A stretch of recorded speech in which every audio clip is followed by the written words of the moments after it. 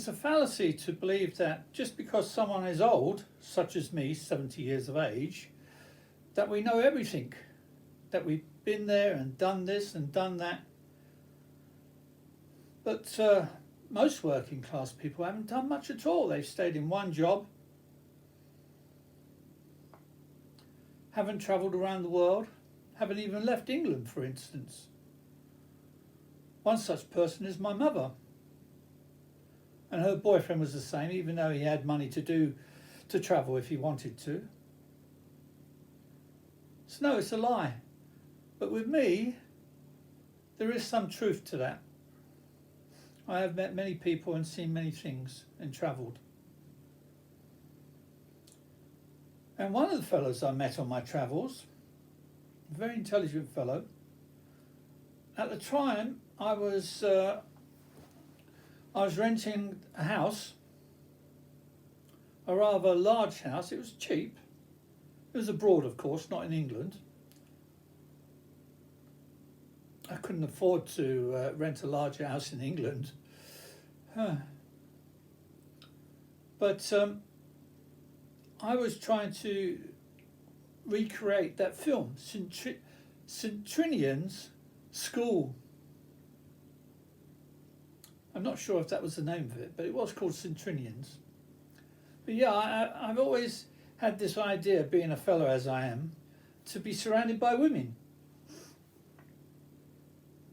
And I managed to have, I think, about 5 women at the time, 5 girls, sharing this house with me. They were all lovers of mine. And they all had their separate rooms, except for one who was living with me in my room. It was very basic, the furniture. I just had the mattress on the floor, etc.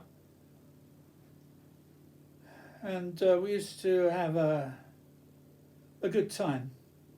It's better than being alone as I am now. But I remember one day I came home, and this very nice fellow in his 30s was talking to one of the girls. Now this girl, I always thought if it wasn't for the fact that she was alcoholic, I wouldn't mind having her as a regular girlfriend, because she's intelligent like most of my girlfriends are, and could be very funny. And just a reminder, if you like my videos, please give me a thumbs up and hit the subscribe button. Thank you. And spoke very good English. But they were chatting and getting on quite well, and when I turned up, he asked me, is it okay, no problem me talking to her? I said, no, not at all, because I'm very open when it comes to things like that. I'm not a jealous type of person. I don't agree with jealousy. What happened years ago when I was about 13 years of age, or maybe 12, I saw a fight outside a pub. What happened, this fellow, people were standing outside the pub drinking, I think, and this fellow came out and he recognised one of the girls, and he was just going home, so he gave her a peck on the cheek to go home. And her boyfriend got into a fight with him, and I was horrified at this, that a man could be so jealous, so sickeningly jealous to do such a thing. So from that moment on, I decided I'm never going to be jealous. Anyway, they got on really well. And you know what it's like. Sometimes you meet a person and you feel that you've known them since the beginning of life. And that's very true. And that was true in the case of these 2 people. Anyway, they eventually got together to live together, and she was quite happy. The trouble is, he was a voyeur. I think that's how they say it. I never can say that word, voyeur. You know, it's all in the eyes. He doesn't like to actually do sex. So she was complaining to me she never gets any sex because he's a voyeur. And I said, look, you either got that because he looks after you well, he's got money, etc., it was quite interesting, his life. He told me a bit about his life, how he made his money. He was brought up in a broken home, so a lot of people make an excuse about being brought up in a broken home, as if that's why they went off the rails and went into criminality. But he didn't. He was good looking, as I said, and he was very tough and strong and a natural born fighter.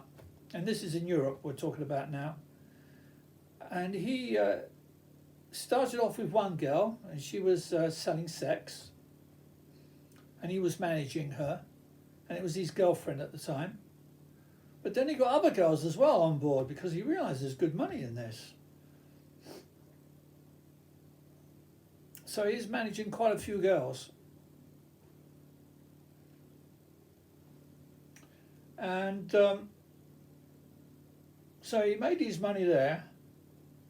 And when he came to Asia, over there, if you put money down while they're building a building, they haven't finished the building, if you put money down then to buy the building, you get it really cheap. The only trouble is if for some reason, and it does happen, that the company doesn't finish the building work, you lose a lot of money that you've put in because no one else wants to move in as it's unfinished work, you see. But he checked the company out. He wasn't silly. He checked the company out and he found that they always keep to their promises, that they will finish the building. And sure enough they did, and he ended up suddenly not just doubling his money or trebling his money. I think he bought several flats at the time. So yeah, he suddenly sevenfold. No, more than sevenfold, because it doesn't just double if you buy it like that. Anyway, he became quite wealthy very quickly. As I say, he had a business head, this fellow. But he used to be a bouncer at one time, and I met some of his friends who used to come and visit him in Asia, and they all looked like bouncers as well. But you wouldn't believe it, if you talk to the fellow, he never showed that side of his nature. He was so pleasant, this fellow. With a lot of violent people, the bad ones, you can feel their violence. It's underlying there. But not with him. It was just pleasantness. And he ended up marrying her before he married this girl, because he did marry this girl eventually, the one he met who was at my place.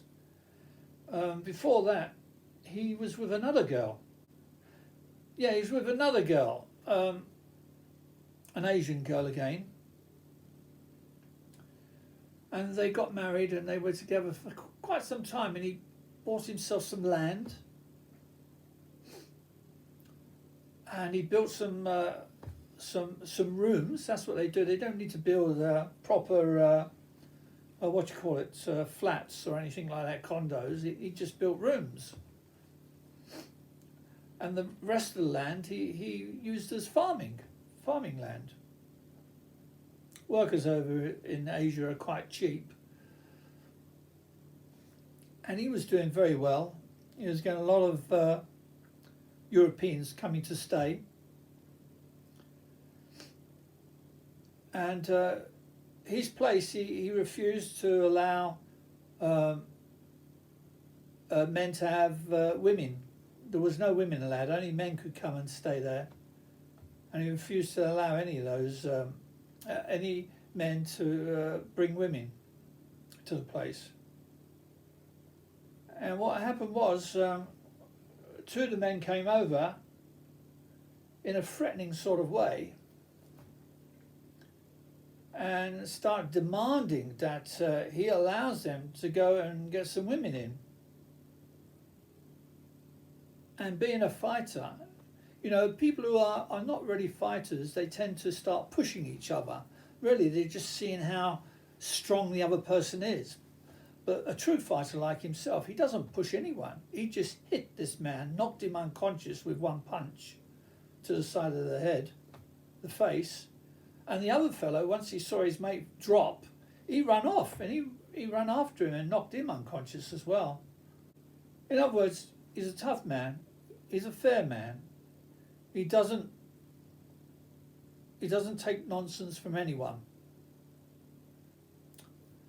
And what happened was, he found that his ex-wife, the Asian girl, who got really into drugs, and she started putting tattoos all over her body, including her face. That's how far gone she was on drugs. Even tattoos on the face.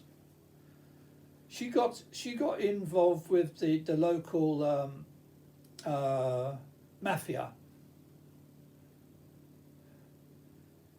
Now, the interesting thing in Asian countries, quite often in one family you might have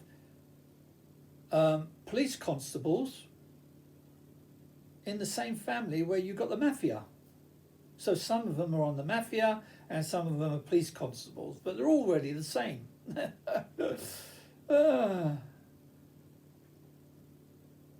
Anyway, he found out that she put a contract out to have him killed, and she was using these mafia. He knew where they were. This particular family were the local mafia.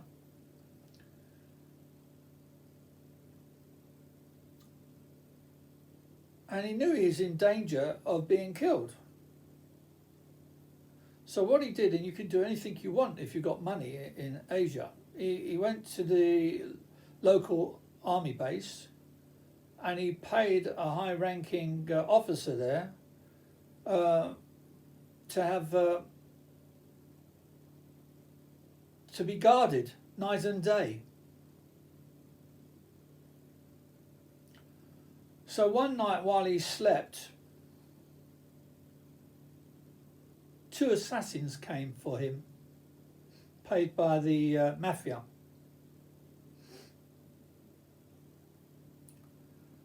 And they sneaked into his bedroom, not knowing that he had a guard on duty.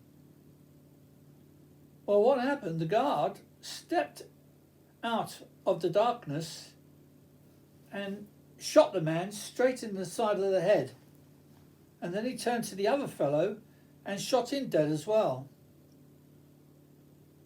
And that's when he woke up, of course, because they were in his bedroom at the time.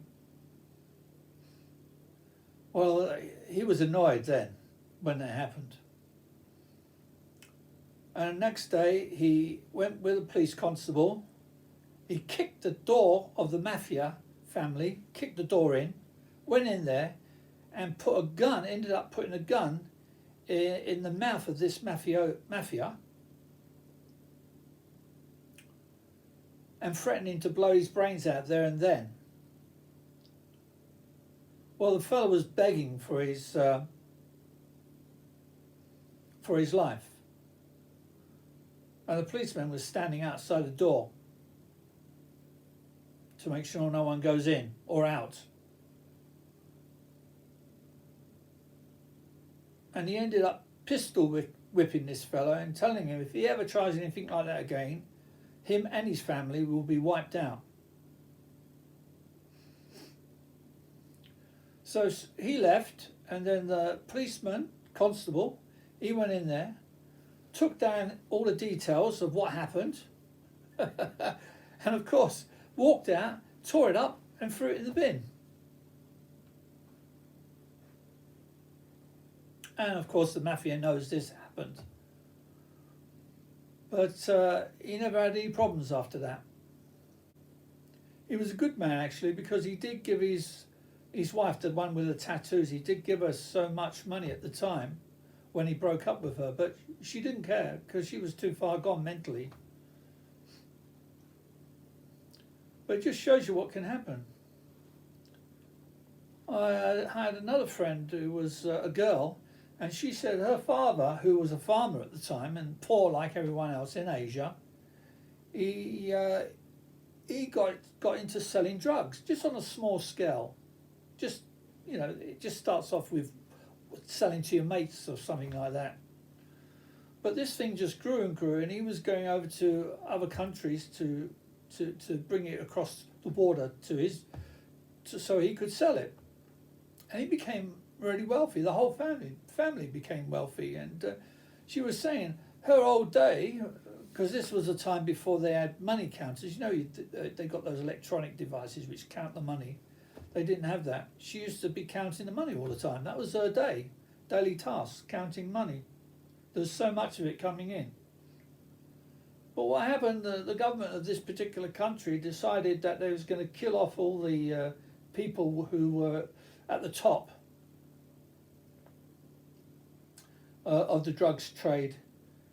And he was, he had he did have a bodyguard with him at the time in the car. And he stopped at traffic lights. And two men just suddenly turned, because they were sort of just talking, these two men. They suddenly turned with the guns and shot him in the head, shot him dead in the head. And then they said to the bodyguard that he can go. And it turned out they were policemen, these two men. Of course, they wasn't really allowed to go around shooting, but, you know, the government's the government, and that happens in England as well.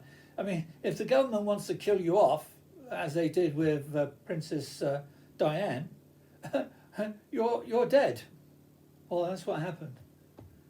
He got killed, and then the government tried to take all... Oh yeah, that's it. I forgot to say that. He was protected at the time by the local police force. But the head of the local police force, they made sure he wasn't in town, that he was off at a conference miles away. They got rid of him so that the other policemen could come in and attack him. And then the government tried to take all the money away, and they took most of the things away, the cars and that, because he had quite a lot of cars and things. And they took a lot of land away from him after he was dead, from the family. And they even wanted to take the main house away from the family. But there was so many of them, as there are with Asian people, they tend to have big families. They couldn't do it in law. They couldn't take the house away. But that's what drives me mad. You've got all these people at the top, politicians who are making hand over fist of money, and yet they begrudge poor people who make it big the money they made. Yeah, there's a lot of amazing things going on out there. And it's all real. It's not like a 007 movie. It's the real McCoy.